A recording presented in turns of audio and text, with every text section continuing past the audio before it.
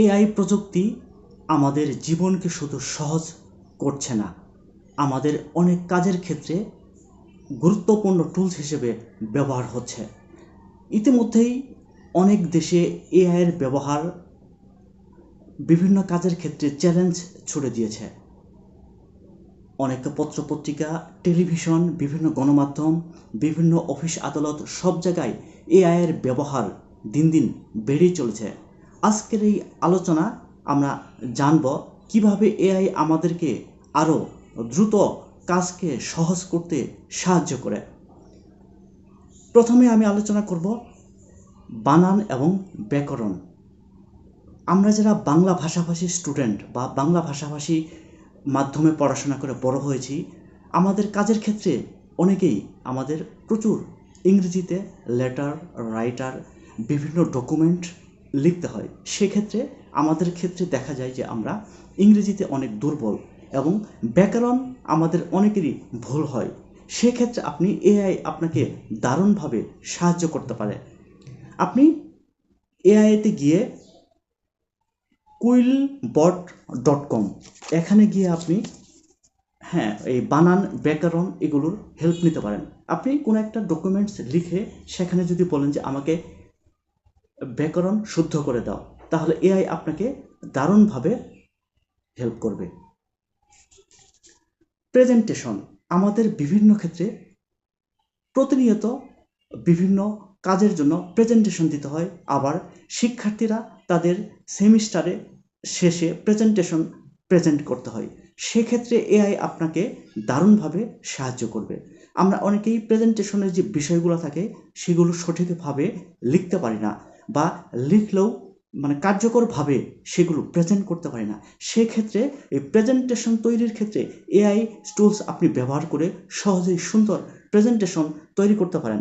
সেক্ষেত্রে আপনি gamma.com এই ওয়েবসাইটে গিয়ে আপনি gamma.com.ai এই ওয়েবসাইটে গিয়ে আপনি প্রেজেন্টেশন তৈরিতে হেল্প নিতে পারেন।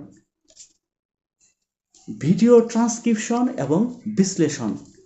ভিডিও তৈরি, অনেকে আমরা বিভিন্ন পডকাস্ট দেখি, সেই পডকাস্টগুলো বুঝতে পারে না আসলে যে সেই পডকাস্টের বিষয়ে তারা কি বোঝাতে চাচ্ছে বা কি বলতে চাচ্ছে।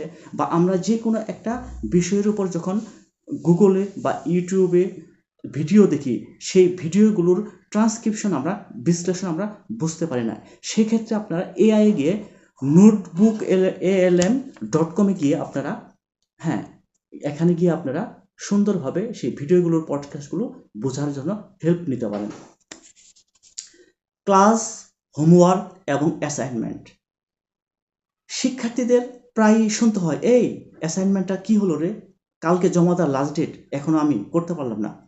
কিংবা আপনার ক্লাস ওয়ার্ক, হোমওয়ার্ক কোনো কিছুই যখন আপনি ঠিকমতো করতে পারছেন না বা বুঝতে পারছেন না, তখন আপনি এআইয়ের ব্যবহার হেল্প নিতে পারেন।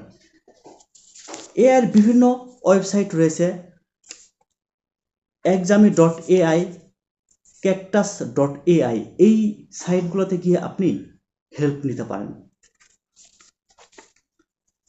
সব শেষে বলবো সিভি তৈরি। আমাদের প্রতিনিয়ত চাকরির ক্ষেত্রে বা বিভিন্ন কাজের ক্ষেত্রে সিভি তৈরি করতে হয়। এক্ষেত্রে আমরা অনেকেই ক্যানভা ইউজ করি।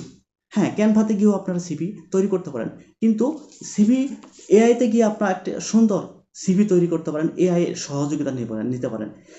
jt.com কিংবা resume.ai এই ওয়েবসাইটগুলোতে গিয়ে আপনারা সহজেই আপনাদের সিভি তৈরি করতে পারেন।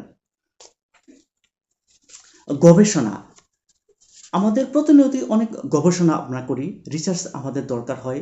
কোনো একটা কোম্পানির 10 বছরের তাদের আপস ডাউন বা তাদের অগ্রগতি, উন্নতি কেমন হলো, সেসব বিষয় নিয়েও আমাদের গবেষণা করতে হয় বা আপনারা রিসার্চ করতে পারেন।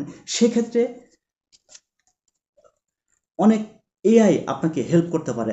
researchrabbit.ai অথবা lct.com এই ওয়েবসাইটগুলোতে গিয়ে আপনারা হেল্প নিতে পারেন এবং সহজে এআই ব্যবহার করে আপনারা গবেষণার কাজকে আরও সহজ করতে পারেন।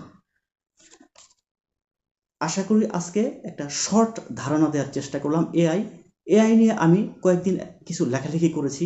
অনেক দর্শক আমাকে বলেছেন যে আপনি এআই নিয়ে আমাদের বিস্তারিত ধারণা দেন। আজ হালকা একটা ধারণা দেওয়ার চেষ্টা করলাম, পরবর্তীতে আরও ডিটেলস আর নতুন কিছু নিয়ে আপনাদের সামনে আসবো। Thanks for watching.